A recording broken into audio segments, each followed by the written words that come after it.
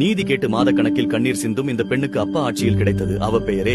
அவன் மேல எந்த ஒரு எஃப்ஐஆருமே போடல. எப்ப பார்த்தாலும் என்ன விசாரிச்சுட்டு என்ன கஷ்டப்படுத்திட்டு 23ஆம் தேதி என்ன விஜயலட்சுமி இன்ஸ்பெக்டர் அம்மா எதையோ எடுத்துன்னு எனக்கு சைன் போடுன்னு சொல்லி என்ன ரொம்ப டார்ச்சர் பண்ணி என் மூஞ்சில பேப்பரை தூக்கி அடிச்சு அந்த மாதிரி புடுங்கிட்டு போனாங்க. வலுக்கட்டாயமா நான் சைன் போட மாட்டேன்னு சொன்ன உடனே அரக்கோணம் காவனூரை சேர்ந்த திமுக ஒன்றிய இளைஞர் அணி துணை அமைப்பாளர் தெய்வச் செயல் தன்னை ஏமாற்றி திருமணம் செய்ததோடு அதே பகுதியைச் சேர்ந்த திமுகவினருக்கு இரையாக்க கட்டாயப்படுத்துகிறார். என்னை யாருக்கோ எடுத்துன்னு போய் இது கூட வீட பார்த்தா அந்த நைட்டு என்ற அதிர்ச்சியூட்டும் குற்றச்சாட்டை கூறி உள்ளூர் காவல் நிலையம் முதல் காவல்துறை தலைவர் வரை புகார் அளித்தும் புகார் ஏற்கப்படாமல் பின்னர் கடும் போராட்டத்திற்கு பிறகு அதுவும் எளிதில் ஜாமீன் கிடைக்கக்கூடிய பிரிவுகளில் வழக்கு பதிவு செய்ததன் காரணமாக உடனே பிணையில் வந்துவிட்டான் தெய்வச் செயல்.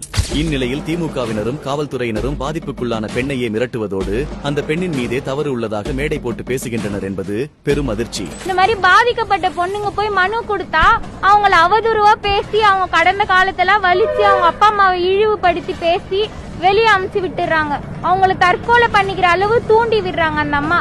திமுகவினர் சொல்வது போல் தெய்வச் செயல் என்பவன் தவறே செய்யவில்லை எனில் கட்சி பதவியிலிருந்து அவனை ஏன் நீக்க வேண்டும்?